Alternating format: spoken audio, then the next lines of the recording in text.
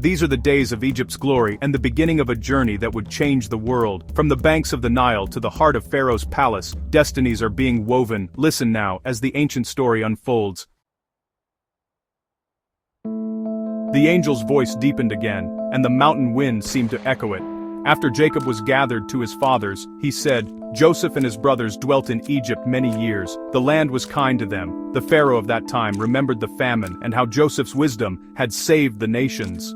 The children of Israel prospered and multiplied until their tents filled the land of Goshen, like stars over a clear sky. But the years rolled on, and new kings rose, kings who knew not Joseph. When the new Pharaoh looked upon the people of Israel, he saw not the blessing of Joseph, but a threat. They are too many, he said. If war comes, they may join our enemies. So he set taskmasters over them and turned their labor to mortar and brick. The angel's tone became hushed. They groaned beneath the sun, but their cries were not lost. The Most High heard, and their tears rose like incense before his throne. The Pharaoh commanded that every male child born to the Hebrews be cast into the Nile. The river that had fed the land became a grave. Yet even in cruelty, divine purpose was at work.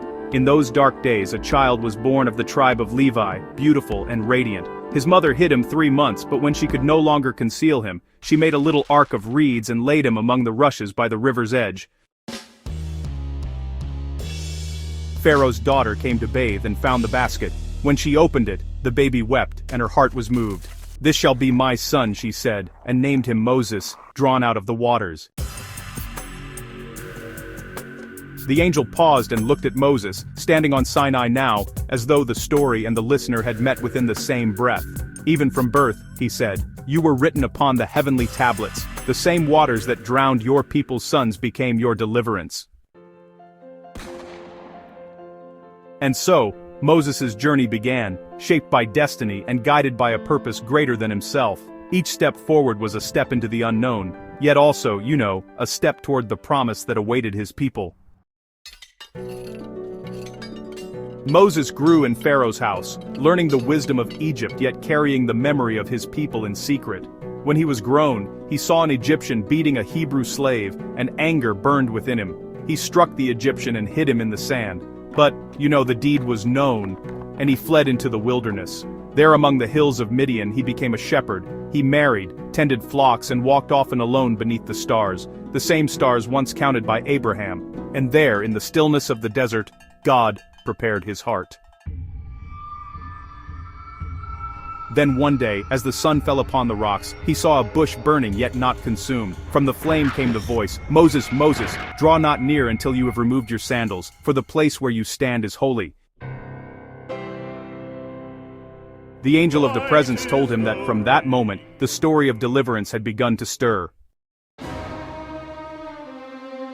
Go back to Egypt, said the Lord, for the cry of my people has reached me. I will send you to Pharaoh. Moses trembled, but the angel assured him, I will be with your mouth. The staff in your hand shall become a serpent and a rod of power. So Moses returned, bearing the memory of that fire within him.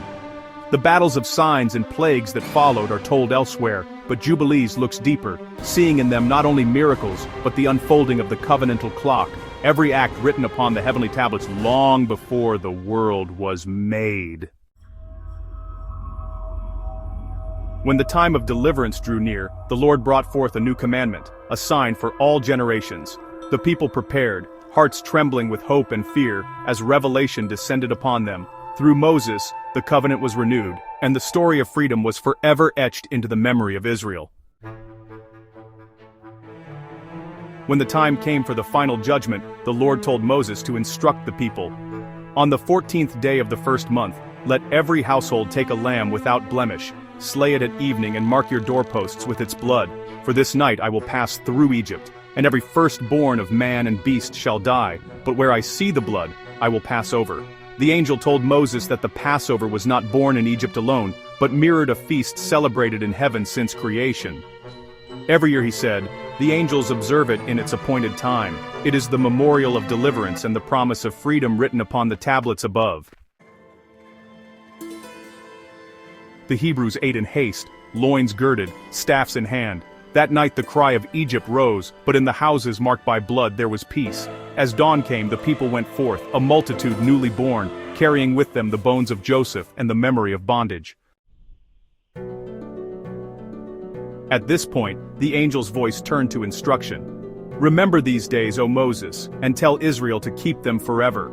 Let them sanctify the weeks, the months, the Sabbaths, the Jubilees, for time itself is holy when kept in order. The calendar of heaven is pure and unchanging. 364 days, perfect in its cycle. When men change it, confusion will rule their festivals, and their hearts will stray from the covenant. Then the angel spoke of the Sabbath, calling it the crown of all commandments. Even the angels keep Sabbath in heaven. It is not only rest but communion with the Creator. Whoever honors it walks in the rhythm of eternity. He instructed Moses in the feasts that would later be written into law: Passover, the Feast of Weeks, the Day of Atonement, the Feast of Booths, each a remembrance of something older, each an echo of creation. The angel spread his hands over the mountaintop, and Moses beheld in vision the whole pattern of sacred history, from the garden to the flood, from Abraham to his own people at Sinai. All of this, said the angel, was shown to you so that the law given today may be understood not as new, but as the renewal of what has always been. The commandments are eternal, they existed before the stars. You are the vessel by which they return to earth. Then the angel's brightness faded, leaving only the soft pulse of fire upon the stone. Moses remained on his face a long while. He knew that what he had heard was more than history. It was the heartbeat of creation, the divine pattern woven through every age. When he descended, his face shone with the light of the presence, and in his hands he carried the tablets of stone, the earthly mirror of the heavenly ones. Thus the book of Jubilees ends where the Torah begins, with the law renewed, time sanctified, and the covenant once again alive among men.